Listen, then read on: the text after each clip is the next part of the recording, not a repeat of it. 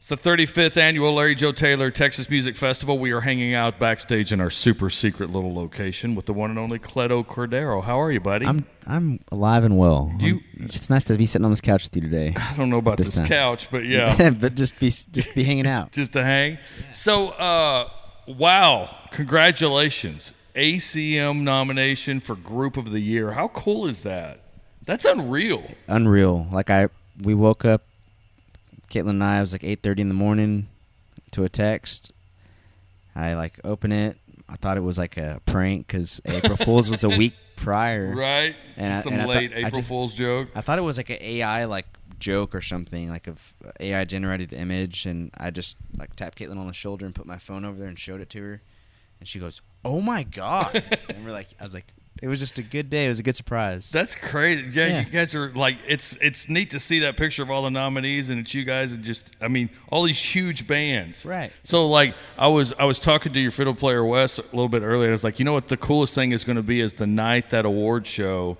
All the people are going to look up Flatland that night that have not heard you guys before, and it'll be like that night Chris Stapleton won all his Grammys, and nobody knew who he was. Sure. I mean, a lot of us did because we played him, but the masses didn't know he was, and so he just got this huge groundswell of support that finding out. So that's going to be a good week for you guys.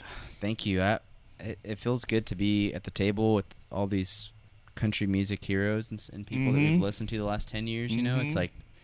You guys play great songs on the radio. We've been listening to the radio since I was a kid. That's really how I learned country music, and to be able to be a part of an organization like that, or just to be able to be recognized.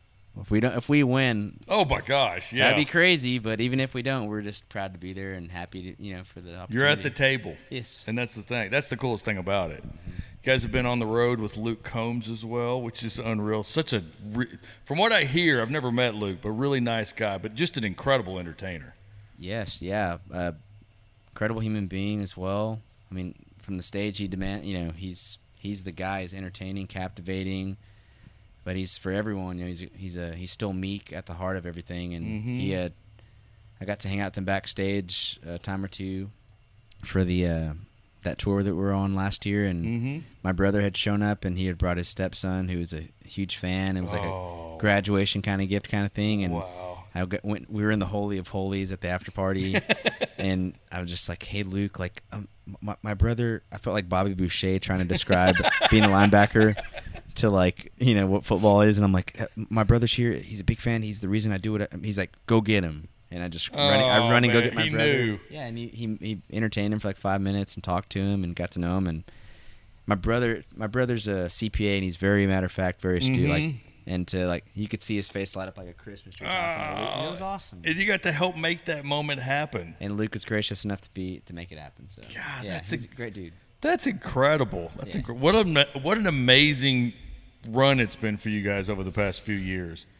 You ever just stop and think where you were 5 years ago? I struggles in the wee small hours of the morning. It comes to mind of where I get to process the gratitude of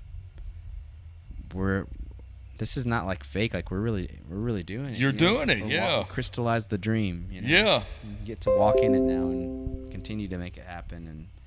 And it's by no means easy, as I say, but it takes work to do anything worthwhile, and we get to entertain folks that make the world go round, and I don't know. We get to promote community through music and open our hearts up, and others let them do the same, and it's meaningful. It's good. Absolutely. So you're a kid, and you picked up your guitar, and you start learning how to play, and there's always that vision in your head of that big stage that you're on and that crowd. Where was that moment for you? Do you remember? I used to visualize playing in front of my peers when I had in college, and it was always smaller.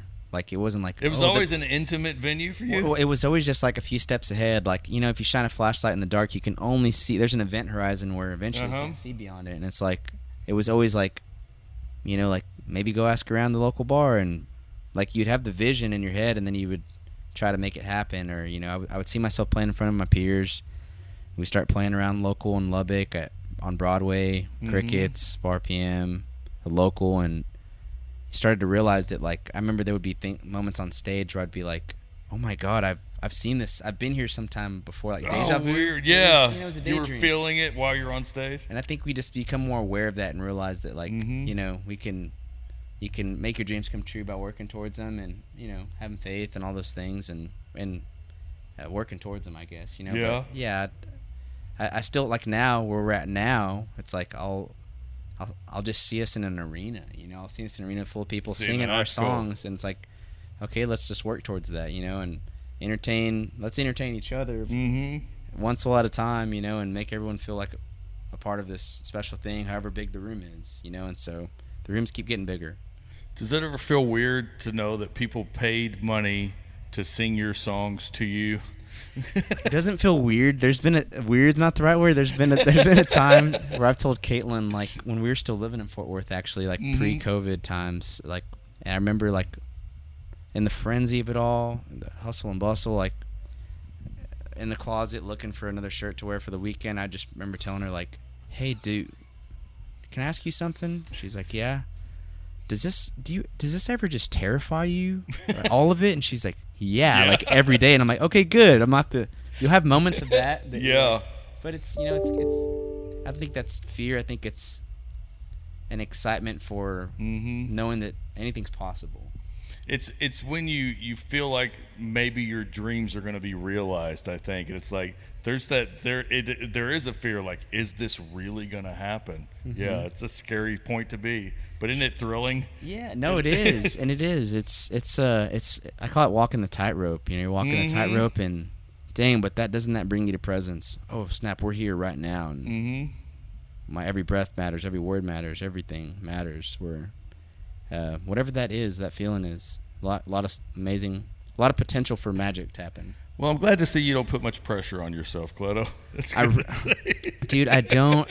Sometimes people talk about, you know, the creative process. And like, you're at the label, and now you're this. Like, is there this pressure to create? And I just don't feel it, because I feel like we get to do it, and it's whether we were doing it with the label or just, you know, independently as folks like yourself, that we're like, I like this, and I'm going to give it a chance. Like, make what you love, and people will give it a chance, and if it's for them, then that's good, and if it's not, that's okay. You know, that's why there's a multitude of artists out there. Like, you know, absolutely. So, I don't know. Yeah.